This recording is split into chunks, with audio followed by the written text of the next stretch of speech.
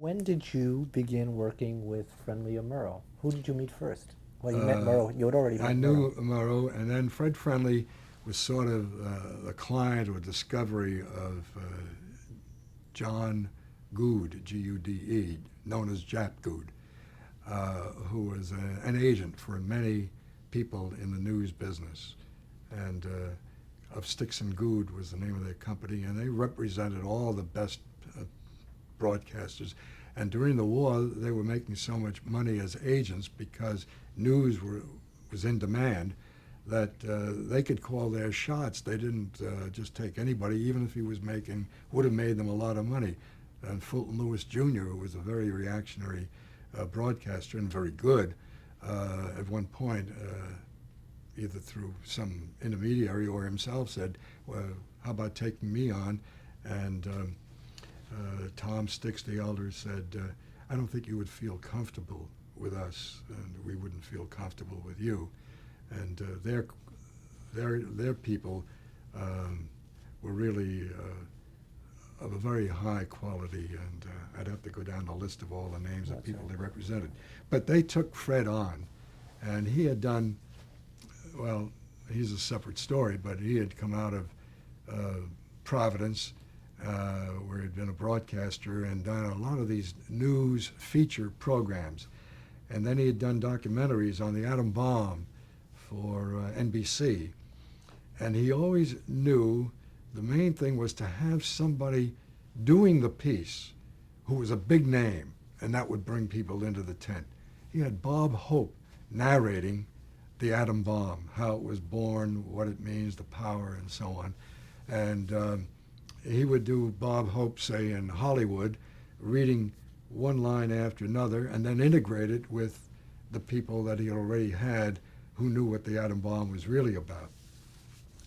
Jap introduced Fred to Murrow, and their first real project was the history from 1933 to the end of the war, 1945, an album, a record album, because CBS, Columbia Records at that time, needed product. I think there'd been a strike, the musicians or whatnot. It was very fortuitous, and they had an opportunity, and they put together this album, which is still the classic in the business of history in the sounds, in the voices of the people who had done the history. This is I Can Hear It Now. I can hear it now. Thank you. I forgot it. Somebody at a meeting had said, that Churchill speech, I can hear it now. And Fred said, that's going to be the name of our album. And again, he could have done it himself, or he could have done it with Bob Trout, with whom he worked, whom was very warm-hearted friends. But at CBS, with Jap Good as the middleman, they got Columbia, Goddard Lieberson interested. He was president of Columbia Records, and they put out this first album, I Can Hear It Now, and it went into 3 albums. Subsequently, I did one in 54, 55 for them. I Can Hear It Now, Winston Churchill, but it was no longer an overview of everybody. Churchill was the dominant figure, but their history is still useful for schools. And So how did you meet Friendly? he was brought over. He finally came over to CBS as a salaried man, and he was going to do 1 hour Friday night called Hear It Now. Same technique that he used in the albums. And he knew that I was working on tape with Joel Tall, and tape was going to be the entrance into radio broadcasting, where we could use voices all over the lot as long as we got them on tape. You have them on record, it's a real problem. You got to spin one record and then spin another, and it doesn't work. But on tape, you cut it and you put it together.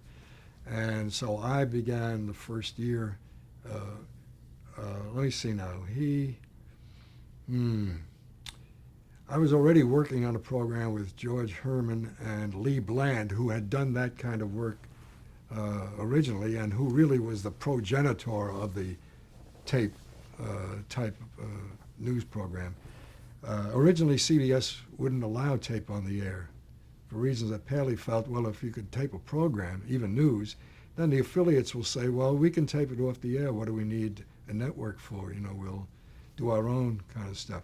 So they didn't have tape. Eventually, they let down after the war, and they allowed tape. And Lee Bland came along. He had been around the world with Norman Corwin, working with equipment that was brutal, wire recording, so on, that used to break. But he knew how to use the recording equipment as a voice. And he would have 3 machines lined up, and he would feed one sound in, and then the next sound, and the third. And he used it as if they were actors, and he was brilliant at it. Well, Fred Friendly inherited that kind of work, and I'm not sure about the year now, but I think Fred may have begun. I know it was the year, it probably was 1950, because the Korean War was on. I was down in Washington. I was getting all of this material from the Defense Department and from all sources and feeding them up to New York. And we were putting on that 1 hour Hear It Now. And I think we were on for a full year into 1951.